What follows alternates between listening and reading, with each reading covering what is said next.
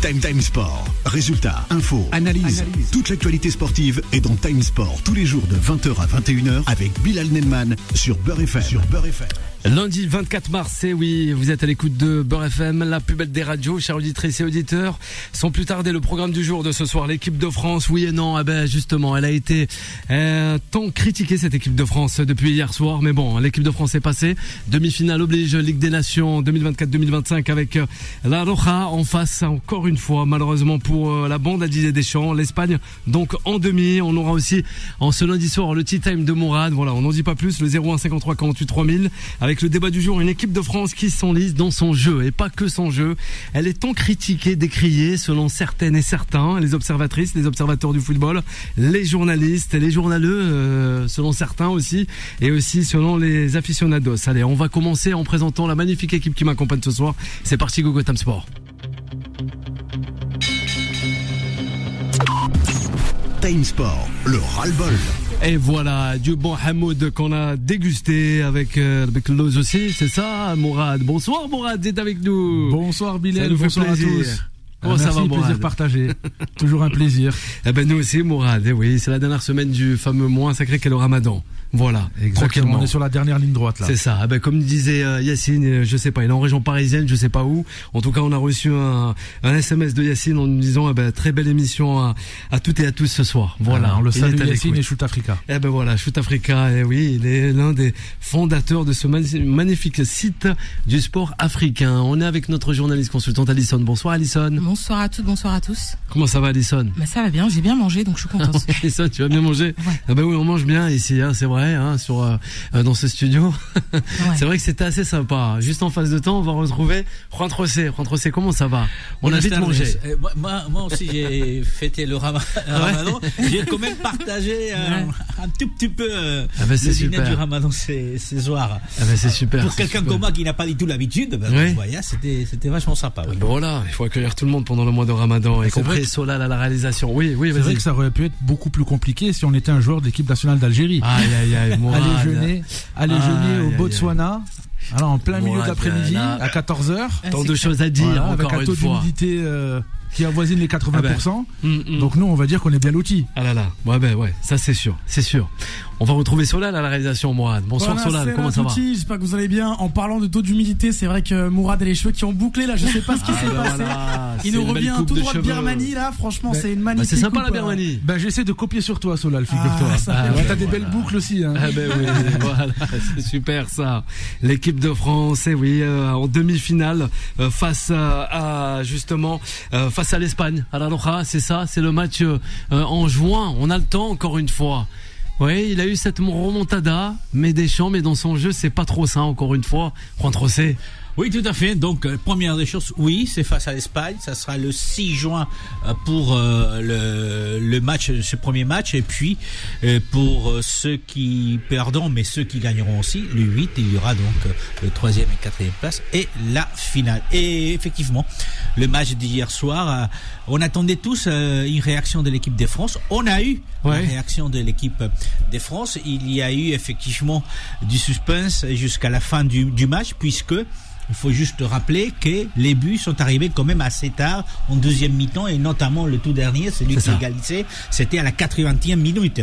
Donc on commençait tous à désespérer que cette équipe de France puisse aller au moins en prolongation, même s'il est allé beaucoup plus loin que ça. Alors, est-ce que on est satisfait du match? On est satisfait du match du moment où le résultat permet à l'équipe de France effectivement de se retrouver dans la finale à 4 du mois de juin. Après, on va certainement analyser, après cette première commentaire, on va tous, je pense, analyser la qualité de jeu, l'intensité du jeu, et quels ont été les joueurs qui ont été plus beaux ou moins beaux. Parce que il y a quand même des choses à dire quand on va analyser le match d'un peu plus près que juste la joie d'être qualifié en Final Four. Ouais.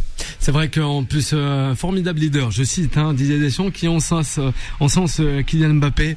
Mourad, cette équipe de France, elle est beaucoup critiquée. On a l'impression depuis quelques jours, quelques semaines, avec à sa tête le sélectionneur Didier Deschamps, peut-être avec un règne assez long, et on ne retrouve plus cette équipe qui est maintenant juste bridée, selon certains. En fait, l'équipe de France est critiquée à juste titre parce que il fallait attendre la mini débâcle, la split, pour voir une équipe de France performer. Donc voilà, c'est toujours une équipe de France à réaction, sachant que voilà, elle a du matériel de très haute qualité, Didier Deschamps, et à chaque fois, on est dans la réaction. Donc ça, c'est pour ça en fait qu'on le critique, c'est parce qu'on est on est à chaque fois à moitié satisfait. On reste sur notre fin avec cette équipe de France. Après, on a bien aimé le match d'hier. C'était un super match de football avec de l'engagement, de la vitesse. Il y a eu des rebondissements, il y a eu de l'émotion, etc. Donc franchement, c'était un super match. Il a fallu quand même s'en remettre au tir au but. Voilà, c'est une réaction quand même au tir au but. Mourad. Donc quand Didier Deschamps dit que c'est la loterie, moi je voudrais lui poser la question. Voilà. Est-ce que c'est vraiment la loterie quand on a Mike Maignan dans les buts? Tu vois ce que je veux dire? Donc avant, on va peut-être parler du contenu, etc. Mais pour la finalité par rapport à la victoire au tir au but, moi j'ai toujours ces petites... là, depuis quelques heures, je me dis, mais qu'est-ce qu'aurait été la finale de la Coupe du Monde 2022 s'il y avait Mike Maignan dans les buts? Tu vois ce que je veux dire? Donc là, on reste un peu quand même, on a un minimum de regret. Voilà, quand on voit le monstre qu'est Mike Maignan, notamment sur cet exercice-là. Bon pour ces Français. Après, il y a les positifs, les aspects positifs. Moi, j'aime beaucoup la charnière centrale de l'équipe de France.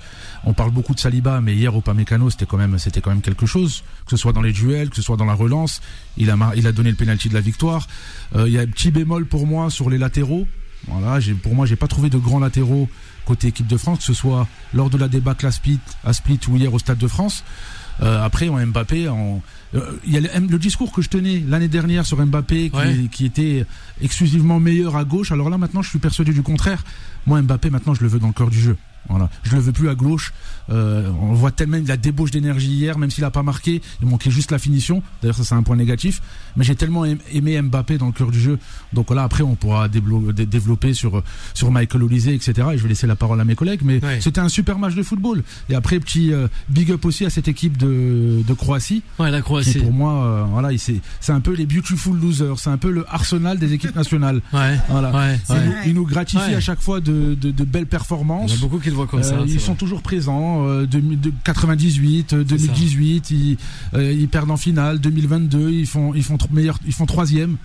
Et là, ils sortent par la grande porte quand même en Ligue des Nations, parce que battre cette équipe à domicile, cette grosse équipe de France quand même, c'est pas une performance anodine. Il y en a beaucoup qui nous disent Didier Deschamps force un peu avec Mbappé, et certains de cet effectif, c'est dommage peut-être, Alison. Non, je trouve pas qu'il force. Il met justement toutes les qualités qu'il a à sa disposition pour justement embellir cette équipe de France. J'ai deux analyses. Moi, pour ce match, j'ai trouvé que Didier Deschamps, pour une fois, a fait preuve d'audace. Il a changé son système de jeu en 4-2-3-1. Il y a eu une preuve beaucoup plus offensive, du moins une volonté beaucoup plus offensive de sa part, même s'il était dos au mur. Là, on a vu Didier Deschamps essayer des choses, et j'ai trouvé que, en tout cas, dans l'intention et dans l'intensité, ça s'est remarqué. Mais sinon, si on est un peu plus tatillon et on rentre un petit peu plus dans l'analyse de ce match, j'ai pas trouvé malheureusement cette équipe de France extraordinaire. J'ai trouvé qu'il y avait énormément de mal à concrétiser, énormément de mal à aller même jusqu'à la surface adverse croate. Ça tâtonnait un petit peu. On a eu des individualités, Mourad l'a dit, à mon sens, j'ai trouvé que Koundé était un petit peu mieux qu'au match aller, mais Théo Hernandez, on peut commencer à se poser des questions. Avec le Milan, c'est pas extraordinaire. Avec l'équipe de France, je trouve qu'il plonge, il rate même son penalty. Koundé aussi rate son penalty. Pour preuve, les deux latéraux qui n'ont pas fait un match extrauraire, ce sont eux qui ratent. Alors que Livakovic fait une super prestation, contrairement à Maignan. Exactement. Il fait une bonne prestation, pendant les 90 minutes. Tout à fait.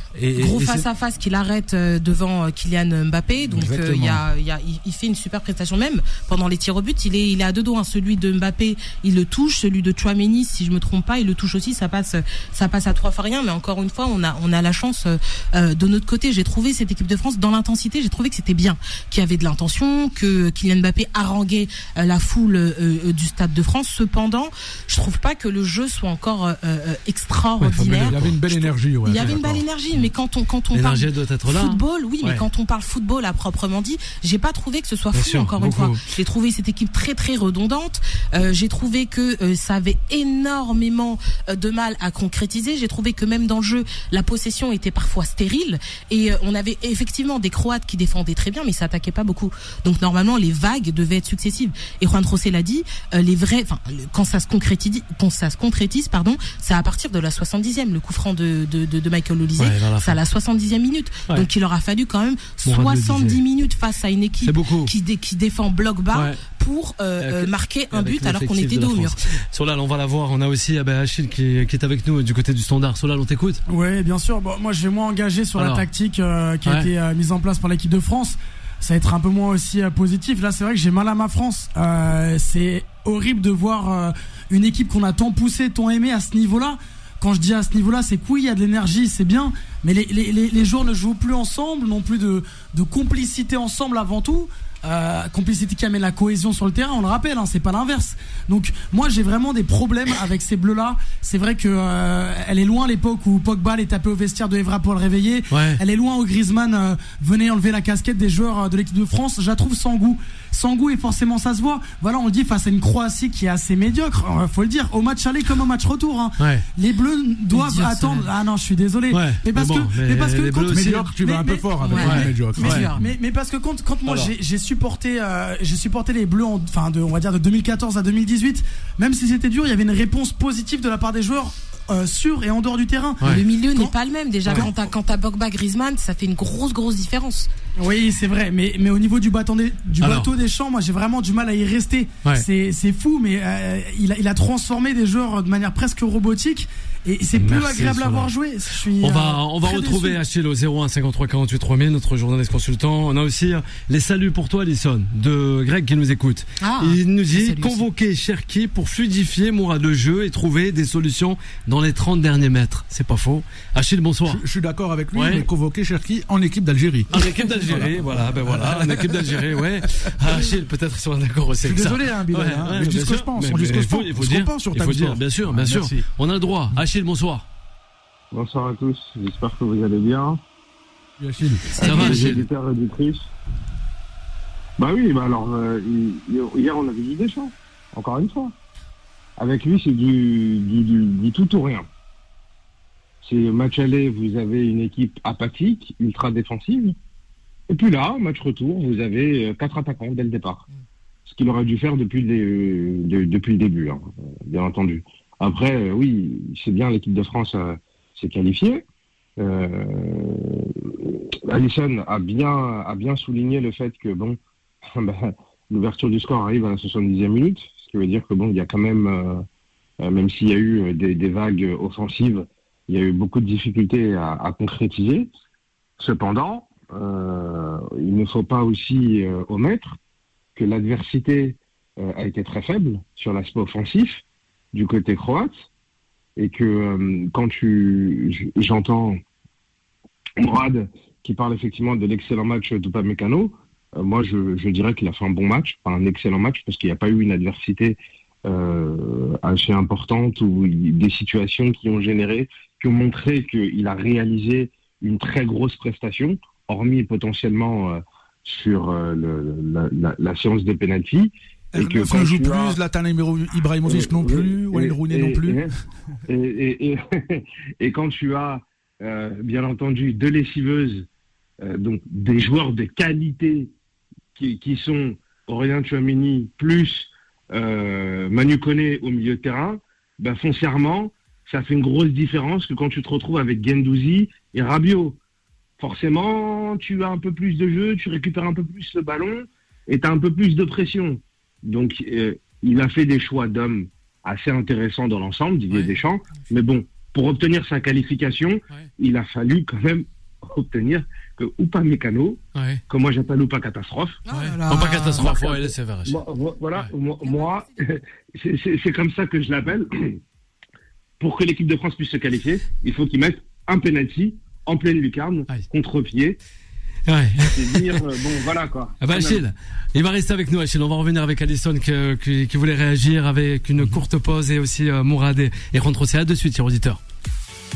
Time Sport revient dans un instant. 20h, 21h, Time Sport avec Bilal Nelman sur Beurre FM. 20h20, on est ensemble en ce lundi soir, début de semaine, avec justement cette émission qui est Time Sport, chaque soir sur l'antenne de Beurre FM, mode radio, chers auditeurs et auditrices, le 01 53 48 3000. On va revenir avec Mourad et aussi Achille concernant cette équipe de France. Time Sport, la parole des sociaux. Nous t'écoutons, Mourad. Oui, non, mais j'ai très bonne analyse d'Achille, mais il y a juste un point sur lequel je suis pas d'accord, c'est le fait d'évoquer comme ça, sans connaissance de cause, la puissance offensive de l'équipe croate. Ils ont quasiment la même équipe sur le papier que la Croatie lors de la Coupe du Monde 2022, même un peu plus offensive. Kramaric était titulaire hier. Il y a Budimir aussi, que Juan José doit connaître. C'est quand même pas un vieux pèlerin. Il a mis 15 buts en Liga avec Osasuna.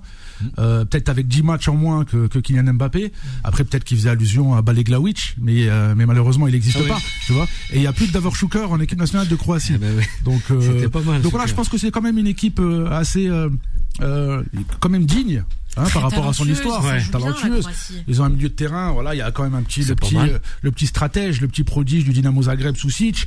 Donc sur le papier, il y a une bonne équipe. Après, je suis d'accord que bien sûr qu'on arrive en fin de cycle.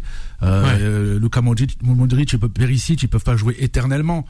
Donc voilà, donc je pense qu'il y avait quand même du répondant et c'est quand même une sacrée performance à Split d'avoir quand même battu l'équipe de France de Didier Deschamps quand on sait à quel point elle est difficile à manier, même si nous on la critique beaucoup en France, mais la perception de l'équipe de France en dehors du territoire, en dehors de la France, elle est quand même assez élevée, elle est crainte cette équipe de France. Nous on est juste un peu chauvin, mais je pense que c'était quand même une belle performance. Voilà, bravo.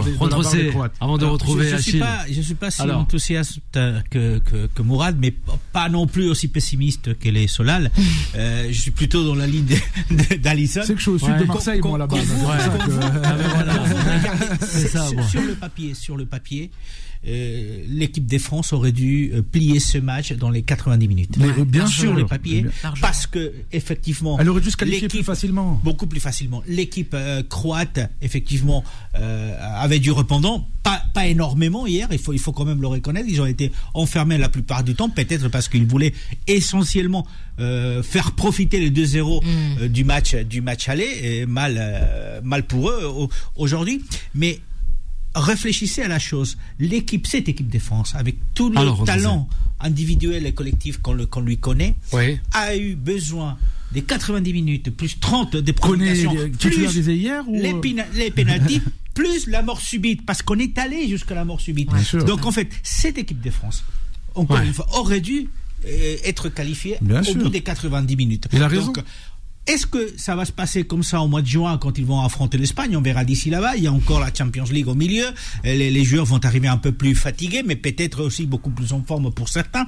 Mais s'il y a un point positif, et je suis d'accord par contre, effectivement, avec Mourad aussi, c'est le fait d'avoir commencé maintenant à faire venir et faire jouer des jeunes que avant été ostracisés par notre ami Didier Deschamps. Donc il y a des jeunes qui arrivent, il y a des jeunes qui ont des minutes, et ça par contre il fallait le faire, il commence à le faire, bien lui est le prix. Il y a des jeunes qui sont toujours en espoir là, avec le 4-0 face à la Slovaquie ce soir qui vient de se terminer, match international des espoirs justement avant de retrouver l'Angleterre, le Three Lions face à la Lettonie, c'est ça Mourad? Ouais, exactement. Tout à fait, c'est ça. On va retrouver peut-être, allez, là encore son droit de réponse, c'est Achille. Avant de terminer avec Alisson. Oui, Achille, on va le faire. Allez. Achille, allez. Bien sûr. Non, mais ce que dit Juan José est réel. Et je ne réduis pas cette équipe de Croatie qui est dans une transition, bien entendu, dans une fin de cycle. Et avec cette nouvelle génération qui apparaît, et il l'a pas cité, mais je le citerai quand même. Moi, c'est un petit joueur que j'apprécie beaucoup, Martin Baturina.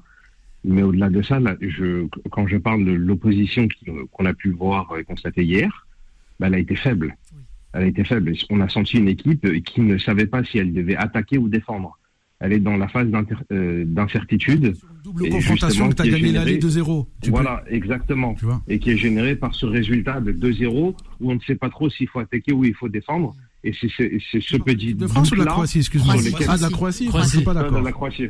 Ouais. Je suis pas d'accord parce que si Maignan n'arrête pas le penalty, par exemple, peut-être qu'aujourd'hui là on n'aurait même pas eu cette discussion. Tu vois ce que je veux dire au match aller à Split. Après, le match aller, c'est le match aller. Moi, je me base. Écoute, sur une double confrontation, c'est une mi-temps chacun, tu vois. C'est le principe justement de ces doubles confrontations. Mais je t'en prie, continue, développe ton point. Après, le football, c'est pas la meilleure équipe qui joue. Enfin, c'est pas la meilleure équipe sur le papier ou celle qui produit le plus beau jeu. Oui. Après, et en l'occurrence, c'est exactement ce qui s'est passé. Au match aller, on a pu voir que la première mi-temps, elle était moins bonne côté française. La deuxième mi-temps était meilleure. Après, j'ai plein d'expressions comme ça aussi. 2-0. Et là, pour le coup, on a su faire le dos rond en deuxième mi-temps. Le plus important, c'est les 3 points. Ils ont été un peu plus importants. Il y a eu un peu plus de réalisme. C'est vrai. En attendant, moi, je rejoins totalement ce que dit Alisson. C'est-à-dire que quand tu as cette force offensive dont bénéficie l'équipe de France et le sélectionneur qui, bien entendu, à géométrie variable, sait qui il doit choisir et qui ne le choisit pas, bah oui, effectivement, tu te dois de battre la Croatie dans les 90 minutes. Tu n'as pas besoin d'aller au-delà, donc avec une phase de prolongation, voire même après derrière, enchaîner sur une séance de penalty où, encore une fois, et je le répète, ou pas catastrophe, est obligé de te sauver. Mais il n'y a pas que lui, pourquoi t'es dur comme ça avec lui? En attendant, faut pas oublier, voilà. Avant de gagner les matchs, il faut les jouer, Bilal. Mais chez les espoirs, vous avez quand même des forces offensives. Vous avez des forces offensives. Kuba Mécano rate son pénalty pour que tu puisses le défoncer ou pas? Non, fais pas trop. Non, Randall l'a réussi. Mais Randall l'a réussi, donc c'est tant mieux. Mais au-delà de ça, regardez encore une fois, il y a eu Marcus Thuram qui a été appelé et qui n'a pas été remplacé. Pourquoi ne pas faire monter tout simplement un Ryan Cherki ou un Magnus Eknouch? On se demandera pourquoi. Et en attendant, quand on voit le contenu des deux rencontres, l'un de ces deux joueurs n'aurait absolument pas fait tâche dans cette équipe et aurait permis d'emmener encore un souffle supplémentaire plutôt que de faire venir et d'appeler des poids morts qui bénéficient d'une présence médiatique extrêmement importante, mais quand il s'agit d'être sur le terrain, sont catastrophiques. Mais allez, ça te fait sourire contre C. Allez, qui va surenchère avec Achille. On analyse le match, d'accord. Alors, avant de passer à l'Espagne. D'accord. Mais la question, voilà, avant de passer justement à l'Espagne, que faut-il changer dans cette équipe de France pour le mois de juin? Parce qu'au mois de juin, elle va jouer la Final Four. Il y a l'Espagne, il y a l'Allemagne, il y a le Portugal, il y a la France. Et peut-être parmi ces 4 nations, la moins forte, entre guillemets, après ce match des qualifications, c'est la France. Que faut-il changer dans cette équipe de France? Déjà, ce sera pas une double confrontation où là, on a l'habitude de voir un Deschamps dans la gestion et dans la réaction. Là, ce sera une confrontation. Je crois que c'est un seul match, les demi-finales, le Final Four en Allemagne. Donc là, on va vraiment voir. Tel un joueur de poker, quelles sont les cartes que va montrer Deschamps sans avoir à jouer au gestionnaire d'un match aller-retour.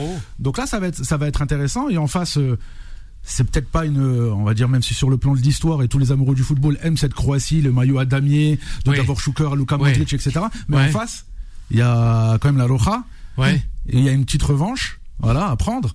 Et donc là, on va voir sur l'aspect mental si Deschamps il est capable d'avoir appris ces leçons, du dernier Euro. Et c'est ça en fait moi qui m'intéresse, tu vois. Et en face, il y a des rookies qui deviennent des adultes et qui deviennent potentiellement des ballons d'or. Je pense à Lamine Yamal, je pense à des Pedri, etc. Donc là, quelle prestation va fournir cette équipe de France face à la Roja? Alisson, Grimace, Non, je suis d'accord, mais quand je me projette un petit peu sur juin, et effectivement juin c'est loin et il va se passer beaucoup de choses. On a les compétitions locales entre-temps, on a la Ligue des Champions et probablement une finale pour certains d'entre eux qui se trouvent dans ces deux effectifs. Mais déjà, je pense pas qu'on verra la même équipe. C'est-à-dire que face à une équipe avec la possession de jeu, face à une équipe qui est capable de faire tourner le ballon et qui est capable de maintenant se projeter vite, rapidement, et là je parle de l'Espagne, on verra pas une équipe aussi offensive de Didier Deschamps, et donc là Solal pourra bouder cette fois-ci et dire que on aura une équipe super défensive, soporifique, etc. Donc effectivement, contre cette Espagne, même s'il y a un goût de revanche par rapport à l'Euro, je ne sais pas ce que ça va donner le 11 de Didier Deschamps. À l'heure actuelle, je suis incapable de le redonner. Mais ça va être un match super intéressant. Mais de quel côté la chance tombera? Pour l'instant, je mets plus une pièce sur l'Espagne, mais sait-on jamais. Sait-on jamais, c'est ça, Solal, peut-être réaction. Moi, juste avant de rebondir et de laisser la parole à Solal, alors, vas-y. Je dis pas que l'Espagne en plein dedans. Lors de ce match de l'équipe de France face à l'Euro, je dis pas qu'elle avait dominé outrageusement l'équipe de France. Moi, c'était le manque de réaction. Il y avait une genre de... Parce qu'ils ont endormi, Mourad. Voilà, le dernier quart d'heure, qui m'avait surpris. Et sur le plan des statistiques, il y avait pas un si grand écart que ça. Moi, c'était juste cette équipe de France amorphe. Voilà, sur les derniers quarts d'heure, moi, qui m'avait surpris. Et c'est justement là on va voir si Didier Deschamps est capable de se relever. Voilà. D'entamer une réaction sur un match, sur 90 minutes, voire un peu plus s'il y a des prolongations. Et ne pas s'en remettre au tir au but et à Mike Maignan. On va savoir.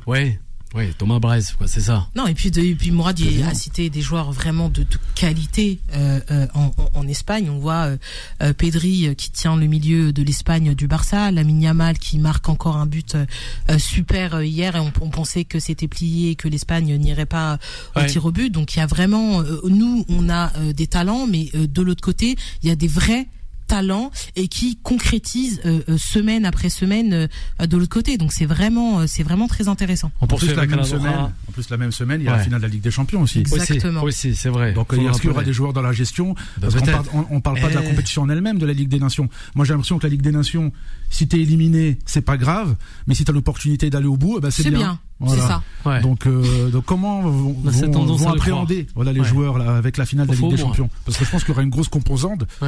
Une composante de ce match-là qui joueront potentiellement une finale de Ligue des Champions. À notre avis, oui, Solal. Non, mais très rapidement sur la France pour finir sur ça. La France. Moi, ce qui me fait peur, c'est qu'on parle de la même manière de l'équipe de France que de Marseille. Enfin, je sais pas comment l'expliquer. Alors, mais que c'est encore pire l'équipe de France pour moi. Mais bon, ça c'est mon avis. Dans la mesure où Marseille, chaque mois, il y a un nouveau joueur qui arrive.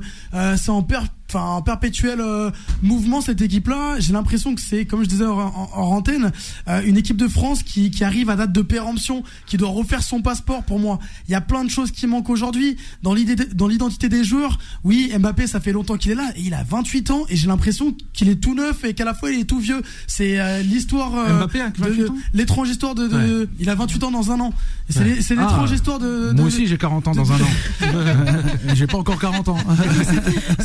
C'est comme si on assistait à l'étrange histoire de Benjamin Button, dans la mesure où on a des joueurs qui sont là depuis longtemps, mais à la fin on a l'impression qu'ils viennent de débarquer, d'autres qui viennent de débarquer et dont on a l'impression qu'ils sont là depuis longtemps, mais en fait quand tu regardes un match sur deux c'est pas le cas. Donc moi ça me fait vraiment peur qu'on parle, comme je disais au début de ce que j'ai commencé à dire, de l'équipe de France comme de l'Olympique de Marseille. Il y a un souci, on n'a pas du tout les mêmes profils. On l'a vu, on a Tej Guendouzi et Rabiot. Enfin, quelle idée déjà de les mettre au match aller. C'est des trucs pour moi qui sont pas logiques. Si on parle non, il n'y a pas de problème. Si on parle de sélection, il y a des joueurs aussi qu'on aimerait voir. On peut le demander même à Achille qui le relatait même sur les réseaux sociaux. C'est vrai, Juan Trocé. Il y a des joueurs peut-être pour l'équipe de France qu'on en aimerait avoir avec Didier Deschamps, mais on les voit pas, malheureusement. Et on les verra peut-être jamais, comme dit Mourad. Peut-être jamais avec Didier Deschamps. Même si effectivement, comme je disais tout à l'heure, il y a certains nombre de joueurs qui commencent vraiment à avoir des minutes. Et hier, quand on a vu Michael Olysée, on s'est rendu compte effectivement. Très bon match d'ailleurs. Voilà, c'est un joueur qui aurait peut-être dû être avant dans cette équipe. C'était dur quand même de lui faire confiance. C'est prématurément. Je suis tout à fait d'accord avec vous, mais à un moment donné, il faut changer. Quand vous êtes depuis 16 ans ici, même si vous faites de petits changements pour avancer petit à petit, la réalité est quand même qu'il y a des joueurs qui ont peut-être raté une belle carrière en équipe de France. Si on se projette c'est vrai. Jeune, après Michael Olysée. Oui, mais c'est bien qu'on l'ait vu. C'est dans le sens de l'histoire. c'est bien qu'il ait été aussi beau hier. Tout à fait. Parce que peut-être qu'on aurait dû lui faire confiance un peu plus tôt. Il y avait l'étiquette Crystal Palace aussi, peut-être qui. C'est difficile quand tu es sélectionneur de top 5 nations mondiales de donner comme ça les clés de ton jeu à un joueur qui évolue à Crystal Palace, à Selhurst Park. Quand on sait la réputation de ce club. C'est comme pas à l'époque avec Mikou. Si on se projette un peu, je suis pas sûr de le revoir Michael Olise par exemple aligné contre l'Espagne. Ça surtout surtout dans le cœur du jeu. S'il fait une belle fin de saison avec le Bayern, Alisson. Je suis pas sûr moi. Et encore, il fait une très belle saison avec le Bayern. Et en plus là hier, on l'a vu dans le cœur du jeu. Dans le cœur du jeu. Contrairement au Bayern, exactement où il est à droite. Tout à fait. Donc et moi j'aime beaucoup ce joueur. Tu le vois pas à droite. À droite il y a Dembélé. Dans le cœur du jeu. Non, je le vois. Non, parce dans le cœur du jeu non plus, ça va être compliqué parce que Didier Deschamps enlèvera sûrement une force offensive. Donc je pense que celui qui va faire les frais du match contre l'Espagne, ce sera par exemple un Michael Olise. Ouais, moi je le pense vois que plus. Guendouzi ou Rabiot déjà reviendront. Donc Koné aussi sautera. Il faut se dire les choses. Non, moi je le vois plus. Il correspond pas aux critères de Deschamps pour être aligné sur le côté en qualité d'ailier. Moi je le vois plus dans le cœur du jeu et en témoigne justement la passe. Il fait limite une passe D sur le face à face loupé face à Levenkovic de Kylian Mbappé où il lui met une passe lumineuse à Kylian Mbappé. Michael Olise, et c'est des dribbles chaloupés, c'est pas que de la vitesse et de la percussion. Allez, vous restez à l'écoute, chers auditeurs et auditrices de Beurre FM. Il y a Mourad qui arrive à grands pas avec sa fameuse chronique concernant le football anglais. Voilà, on n'en dit pas plus. Le 01 53 48 3000, vous faites comme Achille. On va lui redonner la parole à Achille pour parler de l'Espagne. Et allez, c'est la dernière pause et on revient avec toute l'équipe de Time Sport. Time Sport revient dans un instant. 20h, 21h, Time Sport avec Bilal Nenman sur Beurre FM. Allez, la dernière partie, 20h36 minutes, le 01 53 48 3000. Allez, on va retrouver Achille avant de repartir avec le football anglais. C'est parti. Time Sport, le mode pressing. Achille, avant de nous quitter, justement concernant le football français face à la Roja, l'équipe de France. Écoute, ça va être très intéressant. On va encore une fois s'affronter avec Juan José. Et cette fois-ci, j'ose espérer que le destin en sera totalement différent. Et je pense que l'Espagne a obtenu le pire tirage possible avec cette équipe de France qui est une équipe de France revancharde. Et croyez-moi qu'elle n'oublie pas lorsqu'elle perd un match. Et encore plus quand... Pardon ? L'Espagne, c'est pas la Belgique. La France ne perd pas deux fois généralement contre un adversaire quand c'est comme ça. Je te l'accorde. Achille, il a regardé Minority Report hier soir. Il est dans la prédiction. Et surtout le prodige espagnol Lamine Yamal, qui est un grand consommateur de la culture urbaine française. Je pense que là il va s'en souvenir. Ouais, je suis pas sûr. Petit insolent dans le bon sens moi, comme je pense qu'il va s'en souvenir. Juste pour le clin d'œil et pour montrer la personnalité qu'il a, c'était Van der Vaart, je crois, qui l'a critiqué au début du match et qui disait j'aime pas sa manière d'être. Je trouve qu'il est nonchalant, qui dribble un peu pour rien et qui baisse un peu son short un peu trop à mon goût. Qu'est-ce qu'il fait ? Il te marque un super but, il baisse son short et ensuite il te poste sur les réseaux sociaux short baissé. J'ai raté le penalty, mais par contre j'ai accompli la mission. Donc voilà, ça montre un petit peu le personnage et qui se laisse pas impressionner par la France. Il a du caractère, mais exactement. Mais faut pas oublier comment ils se sont qualifiés lors de cet Euro, du précédent Euro, et ils ont gagné. Ok, il y a eu un geste exceptionnel de sa part. Et pas qu'un geste, il a fait une grosse compétition, Lamine Yamal. Oui, après avec Nico Williams.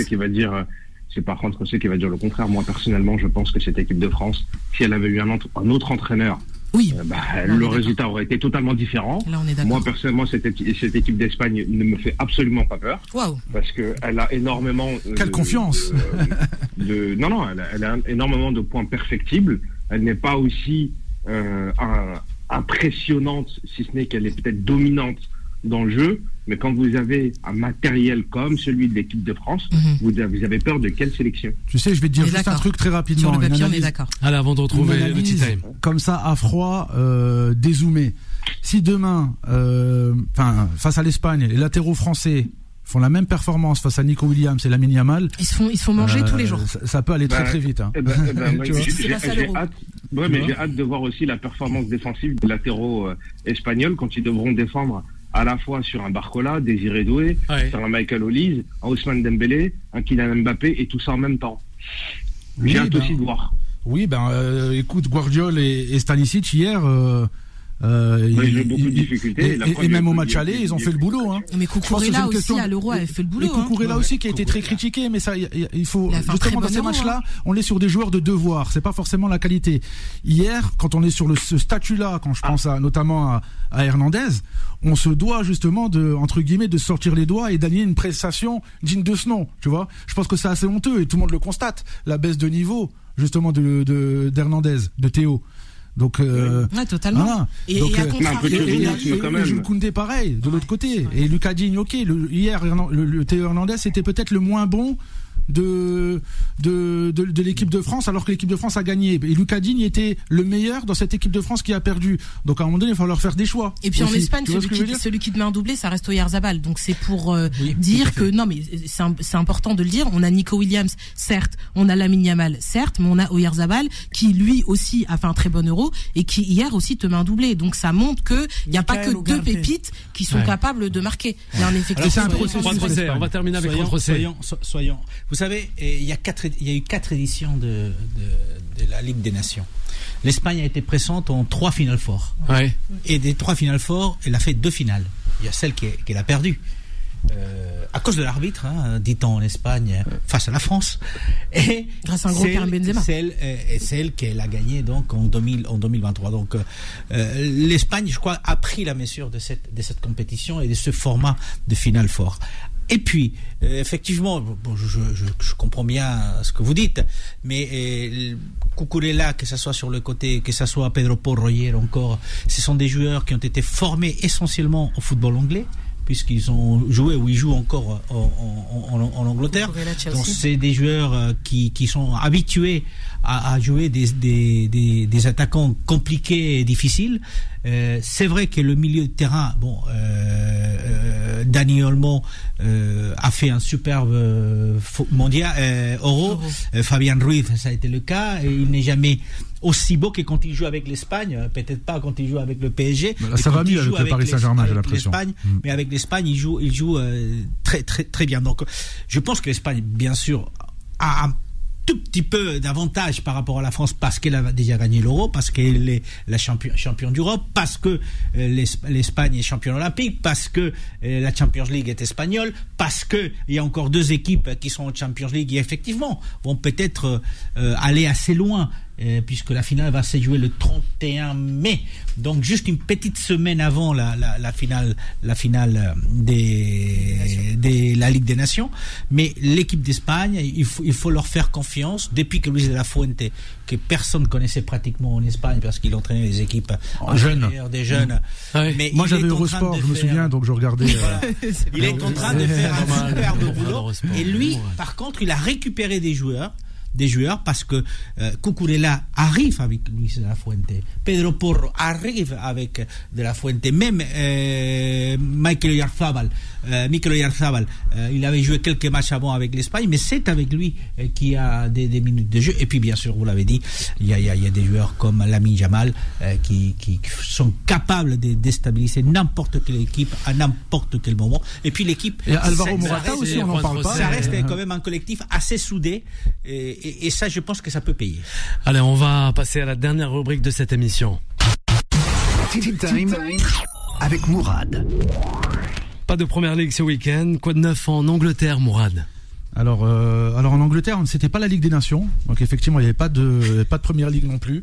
On était directement dans un match de qualification de Coupe du Monde, et c'était le premier match de Thomas Tuchel à Wembley, justement Bilal à la tête des Free Lions face à l'Albanie, victoire 2-0. Donc, justement, je pense que c'est un peu trop prématuré de lancer la propagande It's Coming Home 2026. D'accord. Voilà. Alors, entre nous, plus personne n'y croit. D'accord. Moi, ça me fait plus penser à une arnaque d'un livreur Amazon qu'à la Coupe du Monde, voilà, qui reviendrait au pays 60 ans après. Voilà. Mais concernant plus sérieusement, Bilal, blague à part, concernant Thomas Tuchel, sa mission elle est claire. Alors même si personne n'y croit, c'est de gagner la Coupe du Monde 2026 en Amérique du Nord. Alors moi, je me suis dit, Thomas Tuchel, comment il va faire pour justement conjurer le sort de ce It's Coming Home, de cette propagande, etc., à laquelle on a l'habitude d'assister compétition après compétition. Et je me suis dit comment il va faire pour atteindre ses objectifs. Et là, je me suis penché, j'ai fait mes recherches, et je me suis penché sur une interview, un entretien qu'il a accordé à un média londonien qui s'appelle Le Standard. Et là, je me suis dit, je pensais qu'il allait évoquer sa philosophie de jeu, ses principes de jeu, sa tactique, le fait que qu'il aimait faire jouer des pistons, des ailiers, qu'il était plus pour une domination territoriale au profit et au détriment de la possession stérile. Mais en fait, rien de tout ça. Vous savez ce qu'il a dit justement dans cet article hier, Thomas Tuchel? Il a dit qu'il voulait que son équipe s'inspire des équipes de NBA en abusant des high-five, des câlins et des accolades. Franchement, je me suis dit, tout ce salaire-là, c'est peut-être le sélectionneur le mieux payé du monde, d'accord?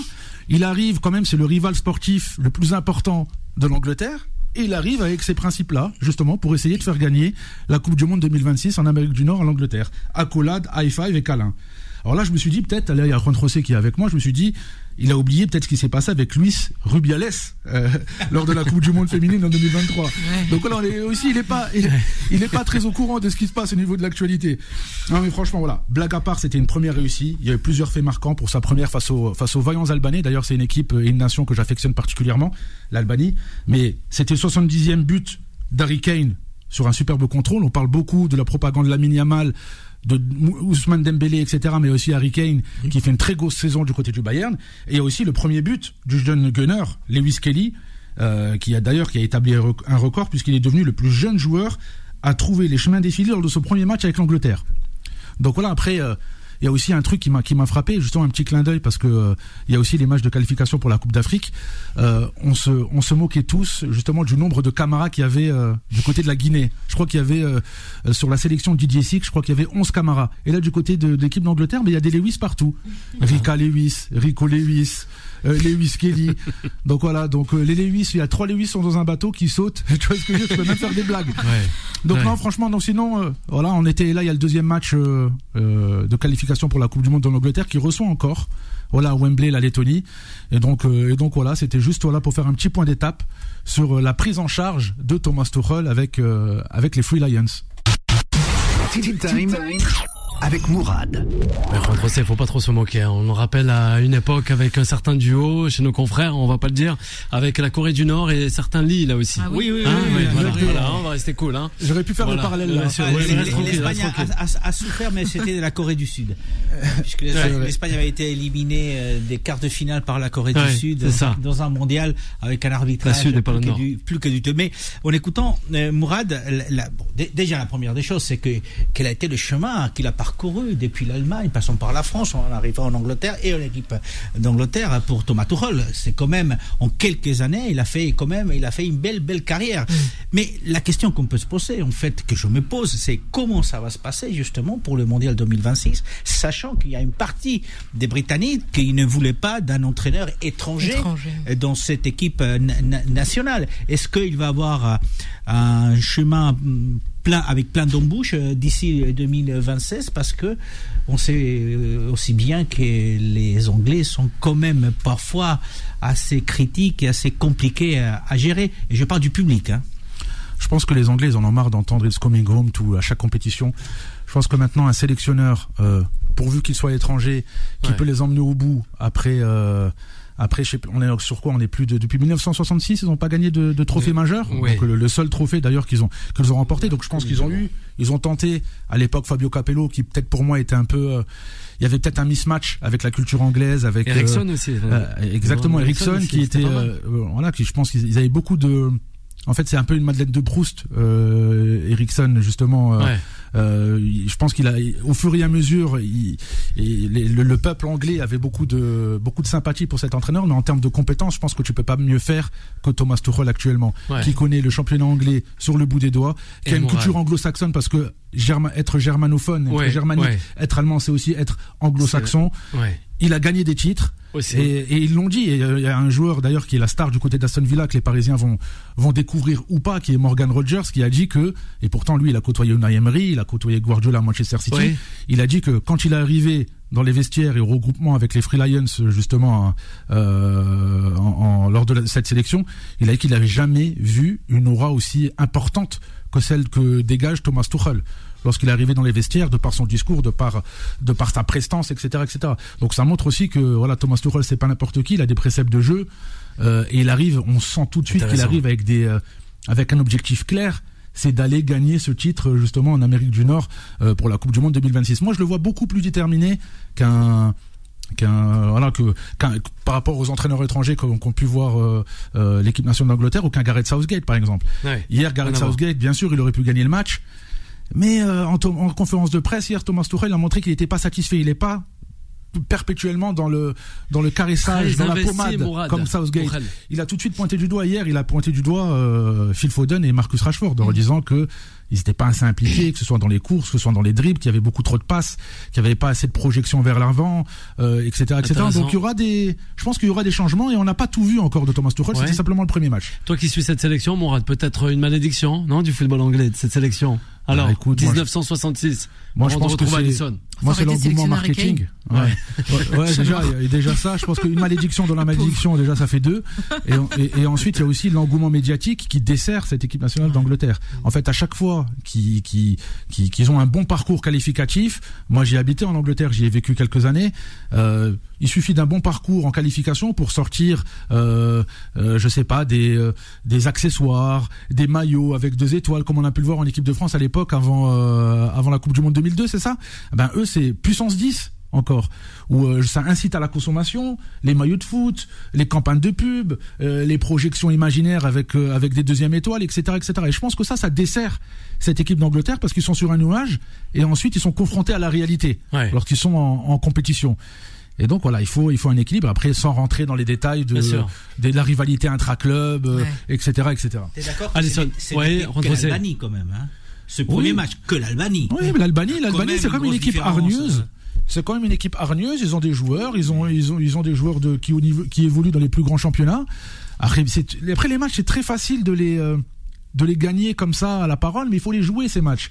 Et on l'a vu, l'Italie s'est fait sortir, n'a pas été à l'Euro en se faisant éliminer par la Macédoine du Nord. Je sais pas si vous vous souvenez. Donc après là, c'est vrai qu'ils sont à domicile. Après. Voilà, on va laisser le temps exactement, à cette sélection anglaise. Voilà, c'est une première sélection. Voilà. Bien sûr. Alisson. Tout n'est pas rose, mais on termine avec Alisson. Non, tout n'est pas rose, mais encore une fois, je trouve que l'Angleterre a un très très bel effectif. Mais encore une fois, l'Angleterre, on les voit toujours beaux à chaque compétition. Quand ils font 2 matchs corrects, on dit waouh, cette équipe d'Angleterre va aller au bout. Mais finalement, ça finit toujours par se casser la figure. Pour ce qui est de Thomas Tuchel, je trouve que c'est un homme de conviction, et c'est quelqu'un de France qui lui a pu lui porter préjudice, par exemple au Paris Saint-Germain. C'est qu'il était jusqu'au boutiste, il allait jusqu'au bout de ses idées, et parfois même en conférence de presse, il savait pas trop pratiquer la langue de bois. C'est ce qu'on lui a reproché aujourd'hui, que dans sa communication il était pas bon. Sauf que outre-Manche, je trouve que la langue de bois, c'est pas forcément ce qu'on pratique. On aime les hommes francs, on aime les personnes jusqu'au boutiste, et c'est peut-être ce qu'il leur faut à cette équipe d'Angleterre, pas forcément la calinothérapie en leur disant écoutez les gars, vous avez une très très belle équipe, vous avez des joueurs formidables, et avec ce bel effectif on peut aller au bout. Non, c'est bien justement qu'il ait pu pointer du doigt à certaines individualités qu'on ne peut des fois caresser, et j'espère que enfin Harry Kane remportera un trophée, et que l'Angleterre aussi soulèvera quelque chose, parce que ça fait très très longtemps qu'on les attend. Merci Alisson, notre journaliste consultante, d'avoir accepté cette invitation sur cette antenne Beurre FM, avec cette émission qui est Tam Sport chaque soir 20h-21h, l'avant-match avec Juan Trocé aussi, d'avoir été avec nous. Mourad, son petit thème qu'on pourra retrouver dès lundi prochain. Mourad, un grand merci à toi aussi. Merci, Mourad, peut-être une petite dédicace, Mourad. Ouais, une petite dédicace à tous ceux qui nous écoutent. Tous ceux qui nous écoutent. On aimerait bien recevoir un peu plus d'appels, entendre des avis différents. Bien sûr. Voilà, la perception du football. Il y en a, je crois il y en a après, tu sais, après le football surtout là en ce moment, on est devant un film. Il y en a qui ont honte. On avait une dédicace, c'était la superbe équipe Champions League de ce soir. C'est Échec et Match. C'est Chekib qui nous le dit. Voilà. Chekib, il nous dit un grand bravo à Alisson, à Mourad et à Juan Trocé pour ses belles réactions à l'antenne. Merci à lui, d'ailleurs, vraiment. Il nous écoute, bien sûr. Il y en a qui sont retenus en rédaction, au travail, voilà, ils sont pas trop avec nous, ça fait sourire. Juan Trocé, en tout cas, Juan Trocé, moi ça me fait pas trop sourire avec le nouveau scénario et le projet de Batman, nouvelle sortie. Là aussi, reste à voir l'acteur que l'on a choisi. Ouais, ça c'est le petit le coup de gueule. Si tu devais choisir un joueur de foot pour incarner Batman, tu choisirais un joueur de foot pour incarner. Non, Ibrahimovic, non, je le verrais comme un rôle de méchant. Un rôle de méchant avec le pingouin. Après Christian Bale, je veux bien voir Gareth Bale dedans. Gareth Bale, ouais. Pas mal. Moi je verrais bien Jude Bellingham. Jude Bellingham. Ah ouais. En Batman. Bellingham, en Batman. Ça serait, ouais, à voir. Ou sinon même. J'ai pas dit Tortue Ninja. Hein, non, à qui tu penses. Non, à voir. Quoique Bellingham, mais après la finale des Champions League, le tournage après la finale des Champions League, qui va jouer le Real Madrid. Aïe. On peut pas se libérer avant. Attention là aussi. Felipe Melo, ça peut être pas mal aussi dans le thème cassage. Allez, Solal, un grand merci à lui. La suite des programmes sur l'antenne de Beurre FM. Bye bye. Retrouvez Time Sport tous les jours de 20h à 21h et en podcast sur beurrefm.net et l'appli Beurre FM.